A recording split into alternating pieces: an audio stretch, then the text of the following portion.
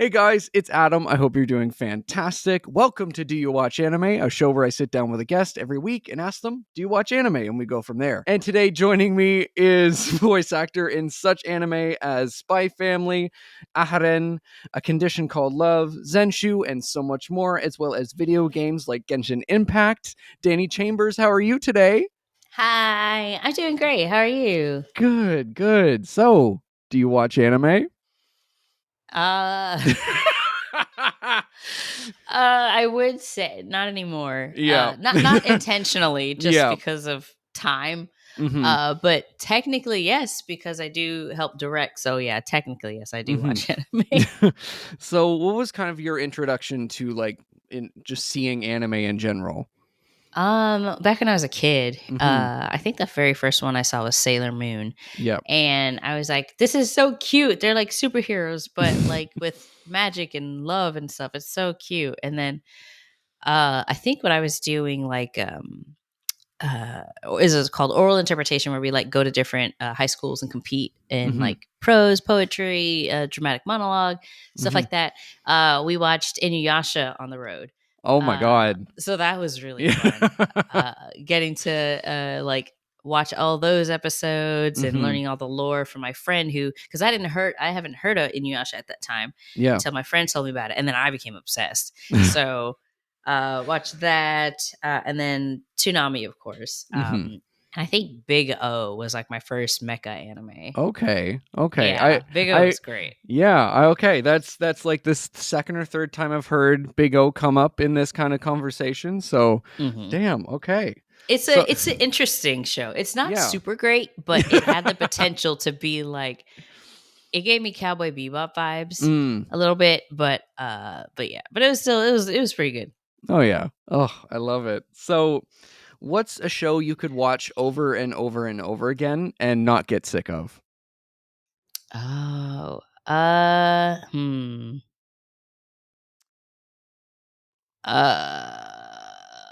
not to be vain, but probably Aharen-san, just because Yes. it's so funny. Yeah.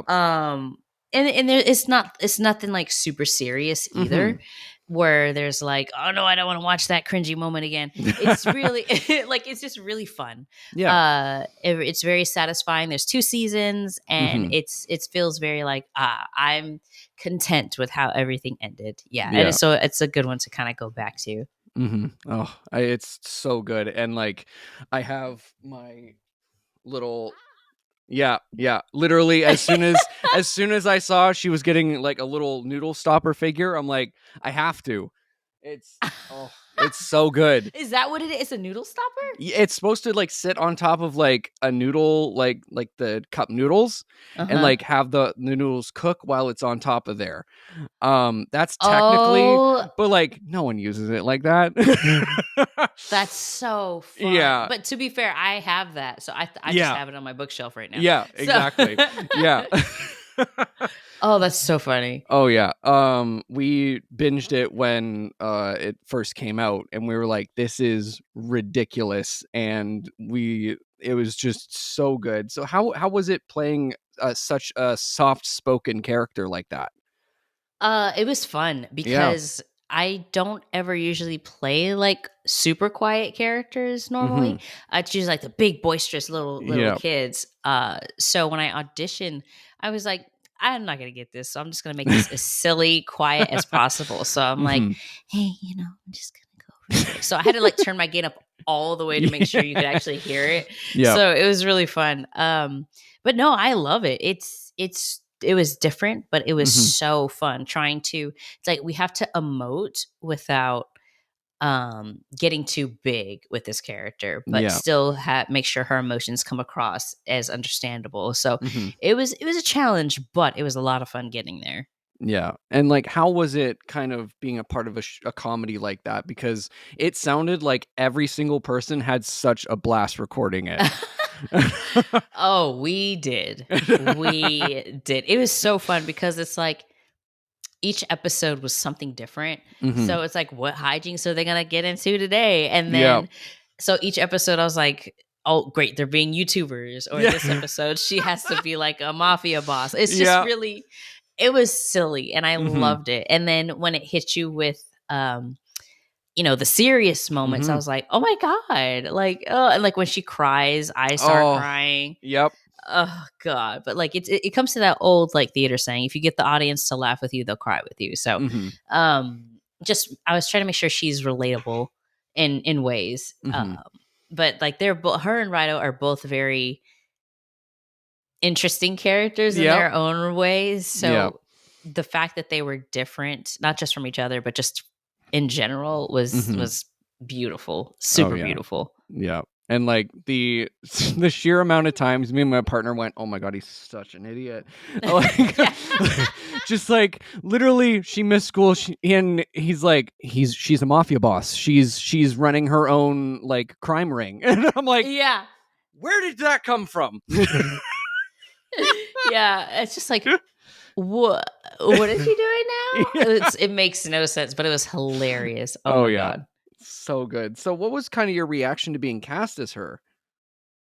Surprised, in all Mhm. honesty. I was like, Mhm. oh, you liked what I did, and Emily Fajardo, the director, she loved Mhm. it. She was like, she was cracking up during the auditions, and having real fun ideas of how to Mhm. do it. So it was great. I was just genuinely surprised. I was like, oh, okay, well, this is gonna be fun, Yeah. and we had a blast recording. So man, it was so much fun. So good. And like what has kind of been your favorite kind of funny moment from the series? Because now we have 2 seasons out, which is insane for a comedy to Right? get like Like, oh my god. yeah. I've man, I guess the favorite moments is when like Rido has those interesting daydreams about like what he thinks she's doing, Yeah. and like she acts out like what he's thinking, but then like Mhm. when he goes back to reality, um it's nothing at all like that. I think that's what makes it really funny for me. Yeah. Just because he's like, because we all do that. We all Yeah. imagine like what could go wrong or what could be like the extreme, and it's nothing Mhm. like that. And Yeah. I'm like, that's hilarious. That's Mhm. really, really funny. Yeah. Oh, I love it. And yeah, it's probably one of my favorite comedies of the last couple of years because it's just Yes. like every single episode just cracked us up and like literally I was like, how is this even possible to keep it just keeps getting better and it's just so good. It's so good. Yes. So Oh, good. and like my partner will always just randomly out of nowhere just go Cheetaline out of Oh, yeah. nowhere. Chilling. Yeah, Yeah. yeah, out of nowhere. And I'm like, great. This is oh my god. So you also voiced Becky in Spy Family. Yes. Yes. How was did you expect Spy Family to pop off as much as it did when you got cast originally? So I knew it was going to be big just because Mhm. it's a very good show. It's a Mhm. very clever. It's very different. So I just auditioned for it, Mhm.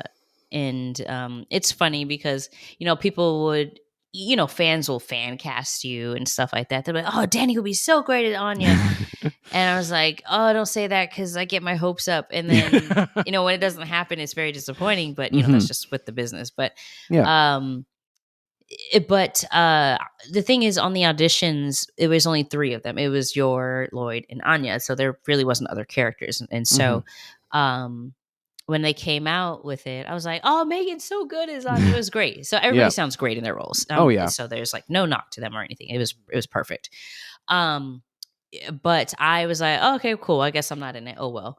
And then I got called in for it, and I was like, oh. And Chris George at the time was the director for it, and Mhm.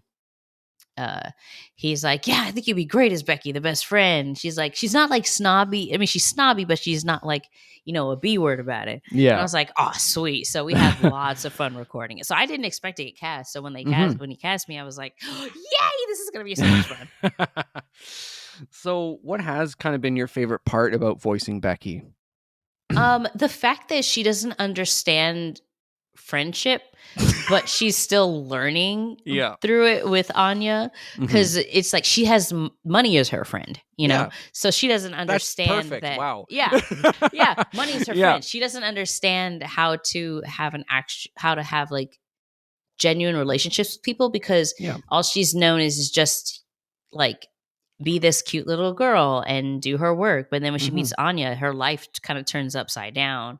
Not necessarily in a bad way, but just like, oh, I have a genuine friend who's not rich, or at least super rich like Yeah. her, but who can like I can talk to about stuff, and I don't have to worry about what she thinks of me. And we can just have fun and be like real with each other. Mhm. Yeah, she quickly became one of my favorite like side characters, around from the main three. Hmm. Just again, we're so used to in like anime or like even just animation in general having like that kind of like rich kid be like an asshole like Yeah. and, and just having her just be this sweet little bean is just such a nice breath of fresh air. Yes. Yeah. Yeah. And Yeah. Because I was really hoping she was not going to be mean to Anya, because yeah. I would hate for her to have to deal with that. Yeah. Yeah, and it's just yeah, Spy Family in general is just so good. So good. Hmm. So, Yes. yeah. Oh my god. So you also voice Hotaru in A Condition Called Love, which was absolutely fantastic. How was it kind of getting to play such a deeply layered character like that? It was interesting, Mhm. because she kind of reminded me of Chise Hattori in The Ancient Magus Bride, who I play Mhm. as well. But that Chise is a whole other type Yeah. of character. Yeah. Um, but as far as just like the surface level, um, Hotaru is very like, she doesn't understand deep relationships, Mhm. because I think she kind of shut herself off because of that incident in spoilers. There's an Yeah. incident in I don't know if it's elementary school, but Yeah. in primary school, Yeah. where she kind of got bullied, and so she kind of like shut herself off from people so she doesn't have to deal with that anymore. Mhm. Which is actually a very human thing to do. Like Mhm. we've done that. We cut off things, or we don't let people get close because of the trauma in our past. Mhm. Um, but it was interesting trying to let this girl understand what love is, because she doesn't ever say it, or she doesn't understand it. And so her trying to learn from this guy she just met, who's like, I love you. Yeah. And Yeah. like Literally. it was super concerning, Mhm. with him, because like he's struggling with his own thing of love. he Yeah. he doesn't have the love of his parents or other people, so he uses relationships to fill that void. So they're both, Mhm. she comes from no love, he comes from lots of love. Yeah. And so them being together, you would think that would make sense, but the thing is, it really doesn't, because it can become toxic for both. Mhm. So I think them kind of learning off of each other is a really good idea. It Mhm. just needs to just not happen so fast, in my opinion. Yeah. Just because of how much they go through. Because it's like Yeah. I'm watching me and the director Helen are like Mhm. watching this show. We're like, he's giving like serial killer vibes at Yeah. first, you Yeah. know. At first I was like, "Ooh, slow down, slow Yeah. down." Yeah. Yeah, but Yeah. he doesn't know. He doesn't No. understand, because he has not experienced like actual love, because Mhm. his again, spoilers, his parents have been uh loving other kids besides him, and Yeah. he's living with his grandma trying to understand how this works. So it's Mhm. like you see why both of these characters act the way they do. Mhm. And I hopefully, if there is a season 2 or more of the manga, it will understand even more about Yeah. them, about why they do what they do, and hopefully Mhm. it becomes a more healthier relationship. Yeah. Yeah, and like I think yeah, I just and it took me a minute to get into the whole again like I said, he comes out like I love you and I'm like Yeah. I'm like I understand you're probably a golden retriever but calm down. Oh yes, he's very much a golden retriever. Yeah, yeah, but I was just like settle down and she's just so sweet Hmm. that she's just like, "Oh," like literally like oh my god. I was like, "Please just settle down. Like, just chill out, bro, please. Yeah, yeah, But yeah. but he's starting to learn, and I think, Mhm. especially towards the end of the season, he's like, oh, okay, so if I don't do this, then this will happen. So it's like he's trying to put the pieces together Yeah. emotionally. And I mean, and he's not going to get it perfectly right away. It's Mhm. a process, because he's learning Yeah. just like Hotaru is learning. So Mhm. which I think gives a realistic expectation for this kind of show. Mhm. Because we're human, and humans are not going to be perfect. And then again, it's anime. Yeah. So when they go a little more realistic with this, it kind of makes me happy, because I'm like, okay, cool. This can I can get with this. Yeah. They're not going to be like perfect the next episode, Yeah. Yeah. And that's also a thing I like about at least some romance anime is my favorite genre of anime. Yeah. And so like when I see that kind of like you see them grow together, oh my god, that's like bread and butter. Let's go. Yes.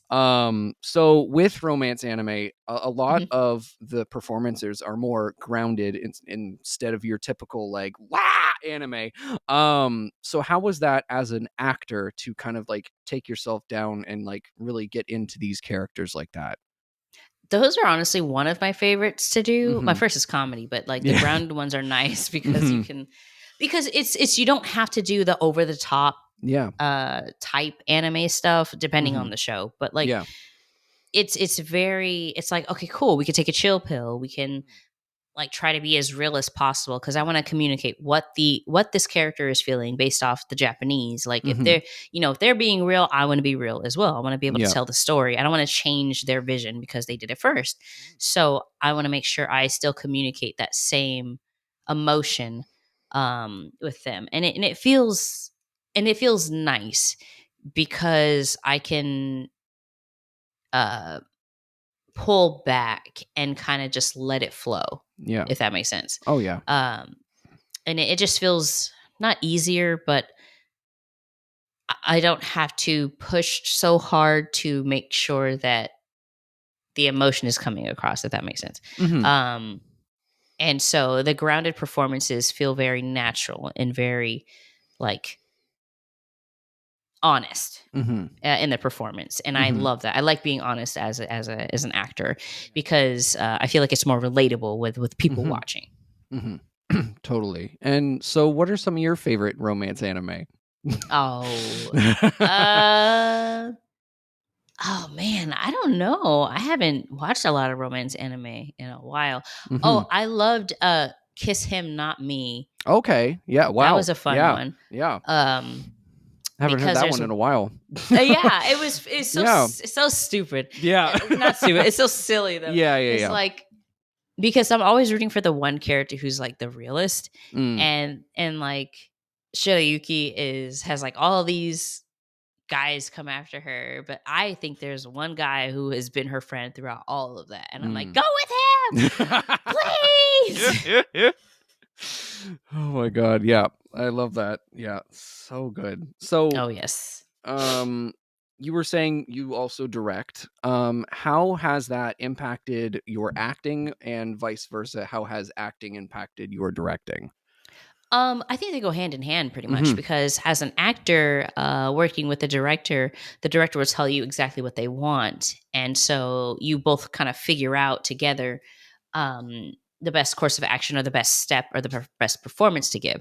But going from an actor to a director, you're thinking not just as a director but as an actor too. So like if I'm telling a actor to like, hey, can you give me that read just a little more sinister? Like I want to hear the fangs coming out, Yeah. they'll be like, "Oh yeah, absolutely." They'll know what you're talking about, because you Mm-hmm. communicate to them as an actor, but you're giving them the right direction they need to go in. Mm-hmm. So it's a very fluid transition. Mm-hmm. It's still hard to do. I'm not gonna lie, Yeah. because sometimes I'll be like, "Oh, what's the word I'm thinking of?" I could be thinking of like a different direction I want them to do, but I can't think of the word or the Mm-hmm. phrase I'm trying to do, and I don't want to give them a line read. And a line read is when you say deliver the line the way you want it to sound. Yeah. And sometimes it's fine depending on which actor you're working with, but I usually don't like doing it, because I don't want to read all their lines, you know what I mean? Yeah.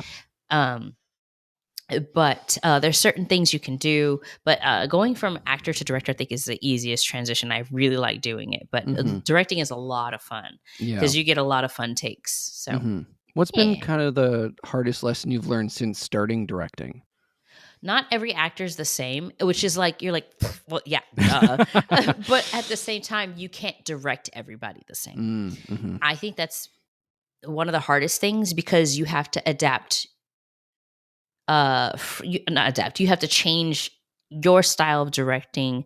If you're working with like, say like 5 actors all day the way you would like to, but then, another actor comes in, not because they're difficult or anything, but because Mm-hmm. like they go about it, the process different. So you have to like adjust how you do it to fit how they receive direction. Mm-hmm. And it's not always like a bad thing. It could be a Yeah. good thing to kind of challenge you. Mm-hmm. So I think that's probably, for me, one of the more difficult parts Mm-hmm. is changing the directing style for certain actors. Mm-hmm.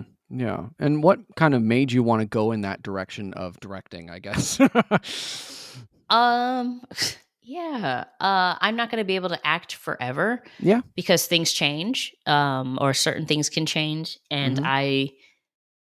I I like seeing people get that light bulb moment when they figure out how to do the performance, or they get an idea and they get excited about it. That makes me happy Mm-hmm. because I'm like, yes, you got it. You got it. This is what I want. Yeah. Cause I directed children too, Mm-hmm. whenever, and for community theater. So seeing them get excited about it makes me excited. I'm like, oh, with adults, it's even better. So it just makes me happy to let other people be happy with their performance and themselves. Mm-hmm. Yeah. Oh, I love that. So you also voiced Destiny in ZENSHU. Yes. How was it getting to be a part of such an incredible show like that? Because that surprised me so much. Hmm. Oh, it was one That of was my favorites. Oh, it was a very interesting, yeah. just the whole premise of it. I was like, this Mm-hmm. this artist gets a writer's block and they go into this old childhood video they used to watch. And the childhood video is very like depressing. Yeah. And I was like, oh my God. Like it was nuts, Mm-hmm. but it was really cool. I love the animation and it's so funny. Yeah. Again, spoilers. So Princess Destiny, when what's the main character's name again? Natsuko. Natsuko, yeah. Yeah. When Natsuko changes the story around, Mm-hmm. Destiny does not end up with the main hero. She's like, I'm gonna be a professional wrestler. You're damn right. After, yeah, so she's Let's gonna be a go. professional wrestler, Yep. like the Serval cat, and it was all fitting because I voiced Serval in Kimono Friends. So There you yeah, so go. I was Yeah. like, it just made so much sense. It was so cool, and I was like, Yeah. this is the best. This is seriously the best. So I was excited to get to do it, and Mhm. I love how innocent and sweet she is, but she also wanted to be her own rescuer. So I was like, this is great. I like this story. Yes. Yeah. Yeah. Okay. So, and like the way the story wrapped up as well was like perfect. Like it was one of my like, oh, it was just so good. And like, where do you think Destiny went after the story wrapped up? Oh goodness. I guess she's still stuck with the children. Not stuck with the children. Yeah, Not yeah. like that, but you Yeah, know what I yeah, mean. yeah, Like yeah. she helped them with the foster homes and Mhm. the children's centers. So I think Yeah. she just stayed and worked with them, Mhm. helping them whenever they needed it. And yeah, because I mean, she's a princess; she has to care about her people. Yeah. So I think she just pretty much been doing what she's been doing. Mhm. In honesty. Yeah. So also for the past couple of years, Solo Leveling has been kind of Oh yeah. the most popular anime, bar none. How was it voicing Juhi Lee in like the first couple Oh of episodes and stuff? Like, damn. yeah, it was really cool. Mm-hmm. I liked her character development Yeah. because I was like, oh, is she this like sweet little innocent girl who just tries to do her best to help people? But no, she goes through a lot. She has been Yeah. traumatized Like, I do wish we saw more of her just because of like what she went through and see how she combats that trauma. But the fact that like, Xinu grows up, for lack of a better term. Yeah. Like he grows up and she also has to grow up, not just seeing him, because the next time she sees him, he's like, I'm a badass, Yeah. and she's like, oh my God. Yeah. And I think seeing him and understand, like she has to make choices that are not just for her, but for him too. Like she kind of helps him get his butt in gear, because how he sacrifices himself at the end to be able to Yeah. get the powers that he has. Mm-hmm. But with her, it's like she had to do this on her own. She Yeah. didn't want to leave him. She was willing to die with him, but she got knocked out and taken out. Mm-hmm. And so I think that kind of gave her a wake up call. She's like, I wanted to die there. I was not going to leave anybody. I was willing to just end everything there. And so she's like, all right, I'm here. I gotta fight for this. Mm-hmm. And it was really cool to play this kind of character who's like, I'm making the decision myself to not fight anymore, but also, and then like she comes back to like help out a little bit. And so it's like it's complicated in a way when you're just like, well, what does she really want? So I don't know if we're ever going to see more of her later on. I don't think we will. Yeah. But I did like being a part of this really awesome show. It's really cool, but I just wish we had a little bit more with her. But it is what it is. Yeah. Oh no, I completely agree. She was one of like just the fact that they showed her like being a shut-in and all that. I was like, oh, that's a really cool like, side of this like world that you don't get to see, is like the trauma that all of these things are, right? But unfortunately we don't get to go there. But the first couple of episodes were so intense. How was it recording for those? Because my God.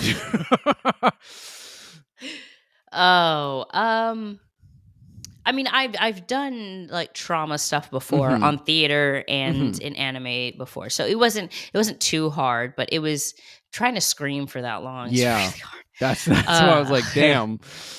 Yeah, lots of warm ups, lots of water, lots and lots of water, lots of ninjom syrup. Just taking care of the voice. We didn't do lots of takes. We just did a certain amount, but like. But yeah, it wasn't too difficult, but it was rough for a little bit, but it was fine. Yeah, but it was fine. It worked out. Yeah. And like literally, I watched the first, I want to say 4 episodes like a while back, and I was like, I know what's happening, and it's still so intense. Like, oh my God. Oh, just so good. So switching it up to video games, you voiced Nilou in Genshin Impact. Yes. What was your reaction to getting cast in such a big game like Genshin Impact? I couldn't believe it, honestly. I usually have that mentality of all roles that I do. I'm just like, I'm not gonna get this. Let me just do it just because it's fun. Maybe they'll cast me in like some bits or something. I was just expecting to get some bits of some like NPCs. I was like, that's fine. Yeah. But I got a call back for this character, for Nilou, and they liked what I did, but the direction they gave me for the callback was make her. She's not like ditzy, but she's more of just like go with the flow and kind of like Luna Lovegood from Harry Potter, for example. And I was like, oh, okay, great. She's my favorite character in that show, in the series. So I did the callback, and it ended up just sounding just like she does in the game. And they're like, great, you got the role. I was like, oh my. Yeah, so I was super excited. Yeah. But it was really cool. I know she's not like the badassest character. Yeah. I don't know what's the word for it. But she's not the most kick butt character in the game. But I like the fact that, because she loves the arts. I love the arts. I love theater. I want to save theater. Yeah. And I related to her a lot. It's because it's like, the academia should not try to shut down the arts. Like, it feels like our whole battle with AI at this point, Yeah. you know, like it feels like, you know, the academia is AI, and, you know, we're Nilou trying to save the arts and the theater, because it's like you need human creativity for our culture and community to flourish, because if we don't, where are we going to put that? And so there's a quote she says that she's like, if we're unhappy, we should let our voices be heard. And I'm like, yes, absolutely. So just her being relatable was really fun, and I love the fact that I got to voice her, and even though she didn't play a major part in the story, she is a very loving person and a loving character, and I'm glad I got the honor to be able to voice her in this series. Yeah. So I don't play it. My partner plays it and I watch. So when she came on the screen, I was like, that is the most adorable character I have ever seen. I want to protect her at all costs. And whenever she pops in for like maybe a little like story quest or something like that, I'm like, I'm sad. Yeah, right. Yeah, I'm like, oh, I love you. And so with her little arc about fighting for the theater and everything and her art, how did it feel to kind of work on such an arc that like resonated with you as a person? Ooh, it felt therapeutic, honestly. Okay, yeah. Because I think just because it's relatable with her, because I love theater so much, just like musicals, just plays, everything. I love it. And the fact that, you know, she's trying to save it and have everybody be able to say the things or do the things they want to, just because, I mean, we can't do without it. So her just pushing for it is so wonderful to me, and getting to kind of portray that through the performance was really fun, because it's like I had fun working with Chris Fiella, one of the directors for it. We had a lot of fun trying to like dive deep into what she really wanted, and like all the whole arc and the whole like story quest and everything was really, really cool. And I was like, she's my goddess of flowers. Oh my God. I love her. She's great. And in any chance I get to talk about her doing it, is just so, I won't not jump at the chance at it. Yeah. Hi, I'm Steve Yurko. And I'm Tara Sands. Now available from Maji Media is our new podcast, 4Kids Flashback. 4Kids is the company who brought you the English dub of Pokemon in the late 90s and so many other shows like Yu-Gi-Oh!, Shaman King, Teenage Mutant Ninja Turtles, Kirby, the infamous One Piece dub, and so many more. We'll be talking to the people who worked at 4Kids. Actors, directors, writers, editors, producers, engineers, you get the point. And hopefully get the answers to questions both you and I have about the company. I actually worked there as a voice actor on some of the shows. And I was a kid watching the shows and remember way more than Tara does. And thank God for that. Steve is actually a professional storyboard artist, which gives some really unique insights into anime and animation. Subscribe today wherever you get your podcasts. That's the number 4 Kids Flashback. Hey guys, welcome to the Patreon portion of today's episode. And if you want to join the Patreon, there are a few different tiers, like shoutouts on the episodes, as well as exclusive videos and behind-the-scenes content, and so much more, and even the episode a day early. Thank you to Gio, Keith, Blythe, Bunny, Mikey, Sheba, and Brooke. And if you want to join the Patreon or find out more, the link will be down below. And yeah, back to the episode. Yeah, when she did the dance kind of protesting the closure, I was like, I was like crying. I was like, yes, absolutely, you go. My partner's like, yeah. Low key, I did kind of want them to arrest her, because I wanted to see if she was gonna fight him. In all honesty, I'm like, do it, fight him, do it. I would love that. But the fact that it's just that breath she takes when she's done and they rush past her was so like, whew. Okay, all right, we're good. Yeah. Because that was scary. Mm-hmm. Yeah. Oh, and it's just such a beautiful scene as well with Mhm. the graphics and everything, and just the dance, and it's just so good. I love it. I love it so much. So how did you originally get into acting in general? Well, I've been acting since I was 6 years old, like Okay. stage, Mhm. film, a little bit of print work and stuff like that. Mhm. So I've always done it. And so specifically, I went into voice acting in 2013. Mhm. And I didn't really book anything till like 2016, 17. Yep. So, having to go from theater to voice acting is still hard anytime you're transitioning, because with Yeah. theater, you have to be really big and really like, "Wah!" like Yep. grandiose. And then you have to go from like that to like, okay, I'm in a box and I can't really move and I Mhm. have to stay on mic. This Yeah. is going to be hard. So I took a lot of classes. One of my favorite professors, teachers, has been Joel McDonald. Mm. He's awesome. Yeah. I recommend anybody who's interested in voice acting to take a class with him, because he's very real, truthful, and will tell you like what you really need to do. He's great. And so I learned a lot from him. And so he taught me a lot. I know him, Ian Sinclair, Monica Rial, and Tyler Walker and Kyle Phillips. They were like my main teachers that I was taught, or yes, learned from. And so they were great. It was really cool. They helped me learn techniques and different things I have to watch out for, especially as a theater person. Mhm. They helped me a lot. Gave me a lot of insight, gave me great feedback, and I wanted to make sure I was ready before I, submitted my stuff to Funimation at the time, Yeah. because I didn't want to be like, let me just take one class and be like, all right, here you go, I'm ready. So I was not. Oh yeah. I was not ready. I was still very green when I first started. Mhm. When I got in there, I just had to learn a lot, and Yeah. but yeah, it was crazy. It's crazy. Mhm. So what started the passion for theater? I don't know. I think I just liked making people laugh Okay. growing up. My Mhm. mom said, I would not just try to be the center of attention, but I would just be like, if someone was sad or if everything was kind of weird, I would just like, hey, why the chicken cross the road? Mhm. Just kind of, whatever. Yeah. And I do like making people feel.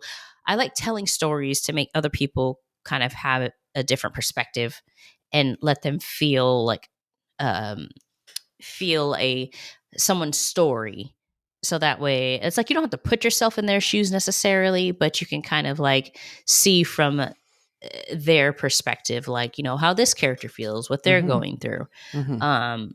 Because I think it's important to, when we tell stories, we kind of like, I relate to you because I'm going through something like that, or I've had friends go through that, so I want to understand how they're feeling. So Mhm. I think it's important to go through that, so that way we can understand each other as humans. Mhm. Oh, I love that. So, who's a character that you voice? It could be what one we mentioned, one we didn't, that you kind of relate to the most. Ooh, that's a good question. Who do I relate to the most? Um, I'm like going through my Rolodex of characters. Yeah. I mean, not to brag, but it is a lot. And so Yeah. trying to remember all those characters, I would probably say, I don't know. I probably say Serval from Kimono Friends, because Okay. she's just very happy go lucky, Mhm. and it's like friendship, Yeah. and she's always willing to help other people when she can. And oh no, yeah, probably her, and a mix of Nilou. Just because of her passion and stuff for Mhm. theater. I'm like, yes, like if you want to do theater, that's what you should do. Yeah. And yeah, probably more Nilou, more so just because of theater. Mhm. Um, the main connection. Yeah, I probably Nilou. I'd say Yeah. I relate to her the most. Yeah, I love it. So, what's a moment in your career that so far that has made you realize I'm exactly where I need to be? Oh,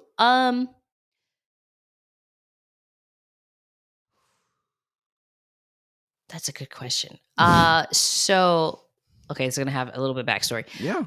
So I had a baby, obviously. I had a baby in April, and when I was pregnant in the first trimester, I had lost my voice, technically. And it was very hard because I'm still affected by it a bit. I'm a little deeper than normal, but it's getting back there. I'm doing voice therapy. Everything's fine. But I missed out on a lot of work. I had to get voice matched and a whole bunch of other stuff. And it was hard. I was very heartbroken because I'm like, this is the one thing I know that I'm good at, that I know I can do, theater, and I need my voice. It's how I live, and like having the moment to just kind of be still and kind of think through all of my career up to this point. Even though I felt like it was sucking in the moment, I had a moment where it's just like, I'm here with my son and I'm very glad he's here and I'm having the time of my life.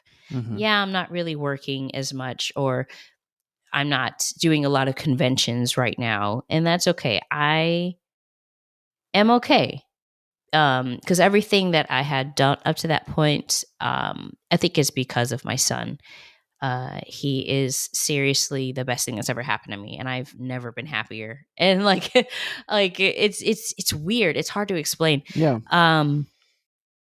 But all the stuff that I went through, not just through pregnancy, but just my career, like I'm able to recognize a lot of things because I went through a lot emotionally, mentally, but it helped me become a better person and to have a better healthy mentality of how to walk through situations. And because of that, I've learned to work on my imposter syndrome to help deal with that and to not doubt myself and to push away all those negative thoughts. Mind you, it still happens, but it's not as frequent. And I know how to, push it away, which is really good. I'm like, oh, thank you, Lord. Yeah. And so because of that, I've been able to be stronger mentally, spiritually, and physically to be able to be there for my son. And it just makes me realize I am where I need to be because of all that I went through. Yeah. And who knows what the future will have. Yep. But I'm glad that I did go through what I went through, and I'm better for it. Oh, I love that. That was so lovely. And yeah, I understand the imposter syndrome. So I did this like podcast camp thing that someone did a whole talk on imposter syndrome, and I brought my partner and my two friends, and they were just going on like, oh, these are the symptoms of imposter syndrome. And I'm like, oh God. And like, I look over and they're all like, yep. And I'm like, yes, I know, I'm sorry. But yeah, it's hard, especially for content creators. It's hard because there's so many of what people do like you out there. Yeah. And so it's hard not to compare yourself or think that like, oh. Yeah. Yeah. So, yeah, I totally get it. Totally get it. Totally. So if you could go back in time to when you first started voice acting, what's a piece of advice you would give yourself? Just have fun. Like, stop worrying about what like the directors want. Just do how you feel the character would be and have fun with it. Because when you get so worked up with it, just trying to book it, it'll sound stale. Right. It'll sound not copywritten. What's the word? It'll sound factory made. Right. Like, yeah, of course, this is what the director wants, but how will you portray the character? So just have more fun with it. Stop worrying about trying to book it and just have fun. Yeah. That's what I tell myself because good Lord. Have fun, calm down. Yeah, literally. Oh my god. So, how has your relationship changed with anime since you became like involved in anime? um, it's changed a lot just because I Mhm. haven't had time to watch it. Yeah. Um, but I mean, because used to, when I had time on my hands, I'd watch anime all the time. Yeah. But since getting a job and growing up, your time is restricted. Mhm. So I rarely watch anime anymore unless it's for work. Mhm. But if there's something that I really really want to watch, it's something like older Yeah. or something just to have in the background. But if I want to sit down and actually watch something, then I will make time to do it. Yeah. Yeah. So, what's a show that you love that you have to go, I swear it's good to people when you recommend it? Uh Orange. Really? Okay. Okay. Because I always have to preface it because Yeah. it is I'm like if you want a show that will like challenge you mentally and kind of make you like think, Orange is a good show. It's a very I wouldn't say it's wholesome. It's a very hard show to watch. Yeah. I say if you have mental issues like dealing with like suicide or anything like that, I would not suggest watching it. But if you're able to, handle that subject matter, Mhm. I think it's a really good watch. Everybody should, because it teaches you the value of like friendship and honest communication with each other as humans. Because I feel like we've lost that in this day and age of just communication with each other. Mhm. And it'll make you rethink how you go about in communicating in your relationships, whether it's friendships, romantic relationships, or sibling, or whatever type of relationship. Mhm. But I'm like, so if I say I'm like, I recommend Orange, if you deal with all that, I wouldn't recommend it. But Yeah. if you do, and if it's not triggering for you, please watch it. I think it's very important as people. Yeah. And it's dude, it's so good. I cried every time. I'm just like, oh Yeah. The sheer amount of times that it's been recommended to me and they're like, you have to watch it. And I'm like, just calm down. Yeah. Or it's like, oh, I will get to it. I promise. Yeah. Just don't watch it by yourself. No. Like, I'd say watch it with a friend. Yeah. Yeah. It's really funny because you chose such a like a kind of like profound, like very kind of deep story, right? Mhm. And mine is Uzuki-chan wants to hang out, which I have to be like, okay, I swear it's good. Behind all the fan service, it's a very sweet story, very romantic. Like it's actually like the romance is great, but you just Mhm. have to get past her. Like I love the show, I love the manga, but I'm just like, I just have to preface, I'm like, just there are some physics that don't make sense in the show. Yeah. But this anime, I mean, Yeah. that's just a given. Yeah. Oh my Oh god. my god, so good. So what are some of your favorite anime in general? I like comedies, but I Mhm. also like I like fantasy. Frieren is Oh, one of my top. so Like probably good. I'd say number one, just Mhm. because it's so different and it's good. Yeah. Like I know some people are like, it's so boring. I'm like, how? Oh, Just because there's not fights every Yeah. episode? What do you mean? Like Oh. it's a really good, like it's this elf girl who like it's after that she traveled with her party, and then Mhm. it time skips to like how I can't remember how many years later, but like Mhm. they've all grown up, they've all split off, did their own thing, and she's learning after certain party members are gone, like she's learning all these things, and she's like, oh my god, I've wasted so much time. And it's like Mhm. she's learning not how to be human necessarily, but she's learning like, hey, you have emotions, like you're here on this planet for however long, like there's things you're going to have to learn. Mhm. And so the fact that she takes on an apprentice and builds like her own party again, Yeah. it's like she's having to take those lessons and put it into this one. And it's so good. Oh. It just having to travel through so much, and you're traveling through her own emotions. So she's not used to having. Yeah. She has them, but she's not used to like dealing with them. And it's like, oh my God. It's so good. I wish more people appreciated it. In my opinion, I think it should have won Anime of the Year, but like same here. Yeah. Yeah. I mean, Soul Leveling is good, but like, yeah.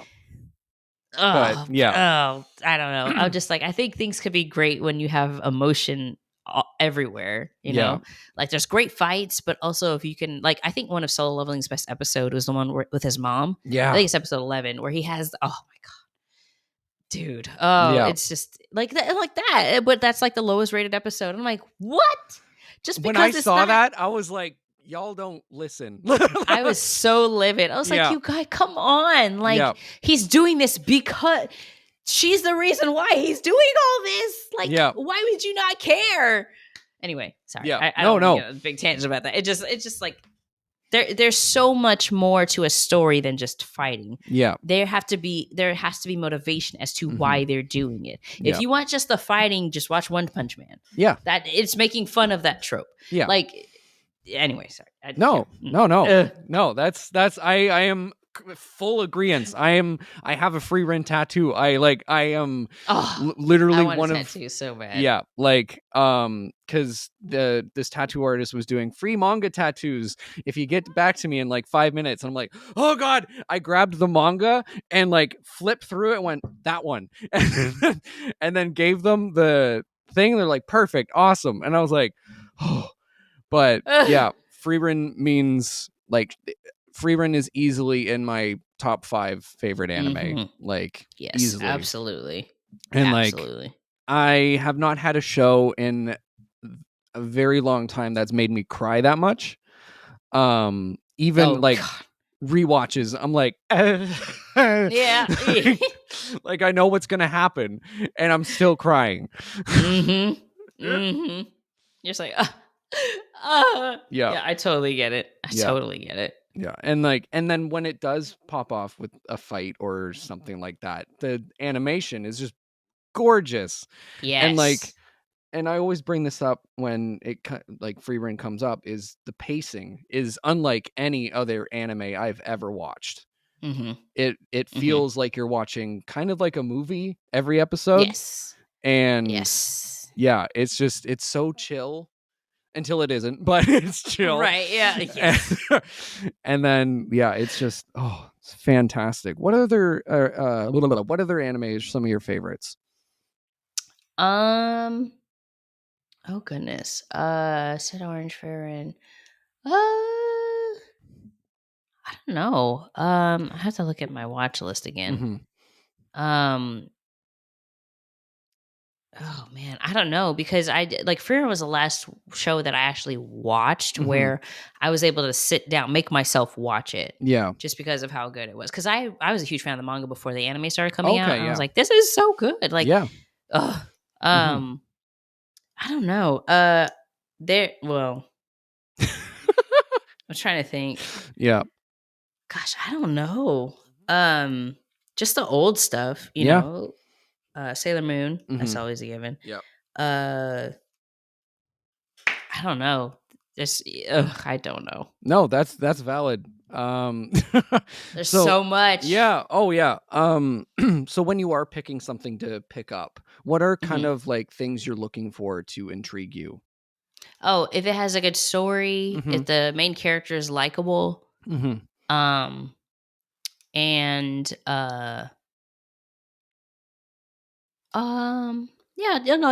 the story is good, like the motivations are good, like isekais are great, but I think there's way too many of them right now. There's way too many. Yeah. Campfire cooking is one of my favorites. Oh my God. That's a great one. I love that one. Yeah. So good. So good. Anything that's to do with cooking, not Food Wars though. I like people to have their clothes on when they're trying to. When I had Kenesha Thompson on, I was like, what are some of your favorite anime? She's like, I really like Food Wars. And I went, oh no. I went, oh, okay. Oh, but that's okay. I mean, you could go past all that, but like, oh yeah, campfire cooking is great because yeah. it's just this guy that feels more realistic to me. If people got isekai'd in real life, Yeah. this 30-year-old guy got accidentally isekai'd with these teenagers, and he's like, just I can't fight this demon. Can I just go? They're like, yeah. And so he just tries to be a merchant, but also like gaining a familiar of like a dog wind god and a slime, and he just cooks them food, and he just gets better at it, and that's it. And I'm like, this is great. No crazy high stakes yet, but like it's just fun. It's so fun. Oh yeah. Yeah. And that's why I love Laid Back Camp. That's a good one too. I put it on anytime I'm like stressed after work or something like that. I'll put on Laid Back Camp. I can't watch it on an empty stomach, or I will want to make all the food. But yeah, that's one of my like comfort like anime is like just because it's just so chill, and I'm like I just want to be a part of this camping club as well. I know, right? Yeah. Oh my god. And like again, the food just so good. I know. Like, how do you make canned sausages look good? Like how? Like how do you do that? Like, oh my god. Yeah, and they're like, "Oh, we're gonna cook this instant ramen over a fire," and I was like, "Now I want ramen."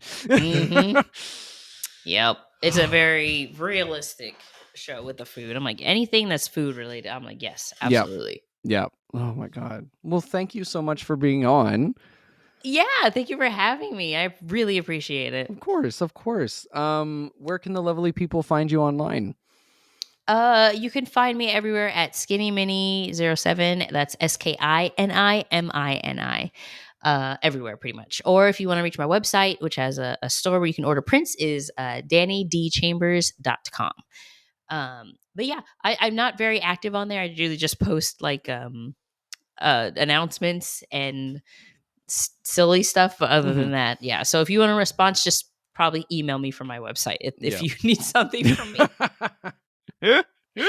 Oh goodness. Oh my god. All those links will be down below. You can follow me at Corky Cosplays on Instagram, Adam Corky everywhere else. Subscribe to the Patreon. You get episodes a day early, behind the scenes content, as well as exclusive videos. My throat is just collapsing right now. And yeah, I'll see you guys next week. Bye-bye. Bye.